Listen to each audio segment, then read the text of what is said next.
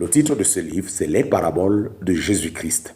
Nous sommes présentement à la 11e partie de ce livre. Ce livre est écrit par le bien-aimé frère Christian Brum. Chapitre 2, suite. Chapitre 2, suite. Les habitants de Palestine ont eu de tout temps l'habitude d'obtenir du sel par évaporation d'eau de la mer morte. Mais outre le chlorure de sodium, ce sel contient une grande quantité d'impuretés comme du calcaire, du magnésium et des résidus de végétaux. Si ce sel prend l'humidité, le chlorure de sodium est entraîné et il reste principalement les autres constituants. Un tel sel est totalement inutilisable pour préparer des plats de cuisine et on le répandait sur les chemins et sur les toits des maisons comme agent de consolidation, notamment du sol. Ainsi, les gens foulaient aux pieds littéralement le sel devenu sans saveur.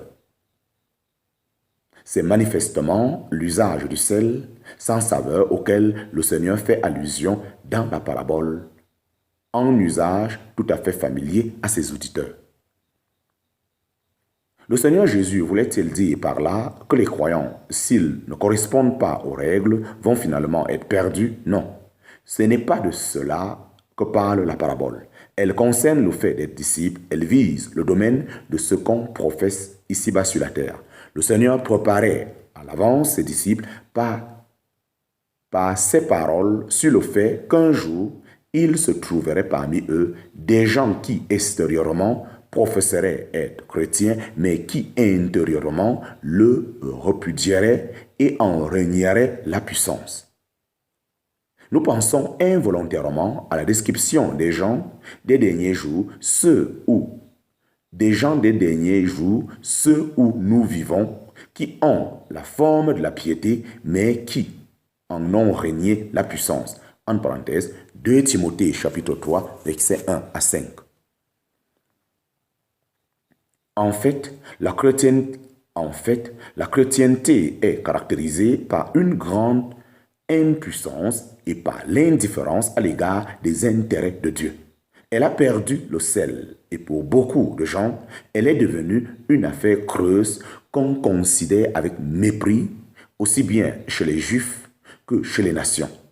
On voit aujourd'hui la chrétienté si faible et si misérable qu'on a tout lieu de craindre qu'elle ne génère plus d'incroyants que tous les livres des moqueurs et critiques incrédules. Le Seigneur attire aussi l'attention sur quelque chose de sérieux. L'irréversibilité du développement. Une fois qu'on a abandonné Christ et la vérité de Dieu, il n'y a plus moyen d'arrêter la tendance au déclin. Bien sûr, Dieu opère dans sa grâce, ici ou là. Il travaille dans des individus, il appelle à sortir et il sauve. Mais la masse des professants chrétiens ne peut plus être restaurée et elle ne le sera pas.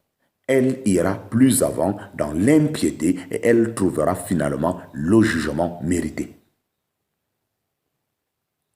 Le livre de l'Apocalypse nous montre, sous l'image de Babylone et de la prostituée, la dernière phase de la chrétienté sans Christ. Avant de rencontrer le jugement de Dieu, il s'accomplira ce que le Seigneur Jésus a prédit dans cette parabole. Ce système rencontrera le mépris et l'inimitié des gens. Et il me dit, les eaux que tu as vues, où la prostituée est assise, sont des peuples et des foules et des nations et des langues. Et les 10 cornes que tu as vues et la bête, celles-ci haïront la prostituée et la rendront déserte et nue et mangeront sa chair et la brûleront au feu. En parenthèse, Apocalypse chapitre 13, versets 17 à 15. Chapitre 2, petit 1, barre 5. Chapitre 2, petit 1, barre 5, résumé. Chapitre 2, petit 1, barre 5, résumé. Résumons encore une fois l'enseignement de cette parabole. Les paroles du Seigneur en Matthieu et en Marc se complètent l'une l'autre. Si les disciples ont du sel en eux-mêmes, alors ils sont aussi par ce moyen le sel de la terre. Si, cependant, les chrétiens abandonnent leur sainteté pratique et leur dévouement pour Dieu, ils perdent ainsi leur caractère de sel et ils sont dès lors entièrement sans valeur pour le monde. Ils peuvent se mobiliser contre la misère de ce monde, ils peuvent chercher à se rendre utiles de toutes sortes d'autres manières. S'ils n'ont pas de sel en eux-mêmes, ils ne sont plus bons à rien, sinon à être jetés dehors et à être foulés aux pieds par les gens. Les gens intelligents peuvent toujours objecter et dire ce qu'ils voudront. Le point de vue de Dieu reste celui-là. Que dans ces derniers jours si sérieux, le Seigneur puisse nous aider à avoir du sel en nous-mêmes, en sorte que nous jugions en nous tout ce qui pourrait aller à l'encontre de la clarté et de la pureté de notre témoignage devant le monde. Notre exemple et notre vie opèrent plus que tout ce que nous pouvons dire.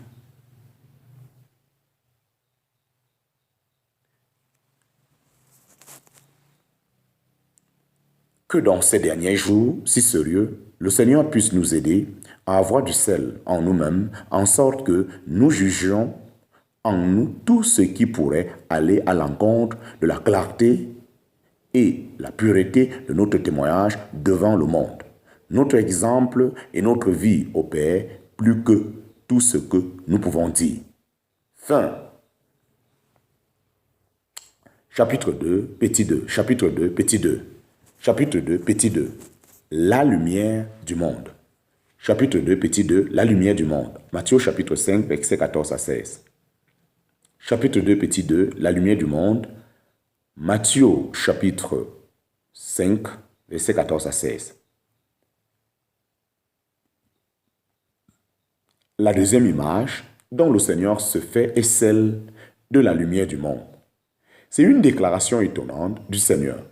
Pendant le temps de son absence, ses disciples seraient la lumière du monde, en plus d'être le sel de la terre.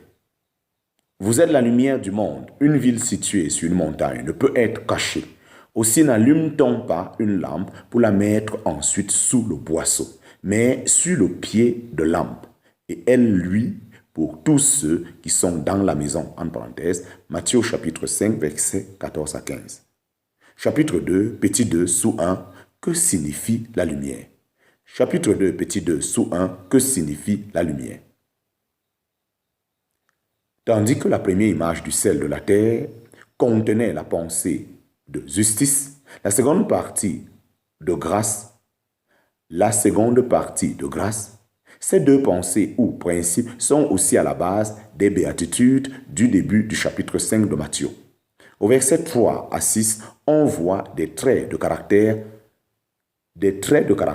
caractérisés par la justice et au verset 7 à 9, nous sommes présentés ceux en relation avec la grâce. Même quand le Seigneur Jésus, à la suite de cela, parle des persécutions que rencontreraient ses disciples, il nomme en premier ceux qui sont persécutés à cause de la justice, en parenthèse, Matthieu chapitre 5, verset 10, et ensuite ceux qui seraient rendus capables par grâce d'entrer, et ensuite ceux qui seraient rendus capables par grâce d'endurer les persécutions et les calomnies à cause de lui, en parenthèse, Matthieu chapitre 5, verset 11 à 12. Le sel et la lumière sont bien différents l'un de l'autre. Ils ont pourtant ceci en commun, c'est qu'ils parlent tous les deux d'un témoignage pour Dieu. Et parce que la corruption et les ténèbres, au sens spirituel, vont toujours ensemble, le Seigneur Jésus montre à ses disciples, dans ces doubles paraboles, la double responsabilité, mais aussi le double besoin des hommes. Le sel agit à l'encontre de la corruption, tandis que la lumière chasse les ténèbres. Dans cette mesure, les deux paraboles contiennent une pensée commune. Bien des passages, la Bible dévoile le mal moral du monde, en parenthèse par exemple 1 Jean chapitre 5 verset 19, Galates chapitre 5 verset 19 à 21, Romains chapitre 1 verset 23 à 32, 2 Timothée chapitre 3 verset 1 à 5. Le sel a son rôle là, contre.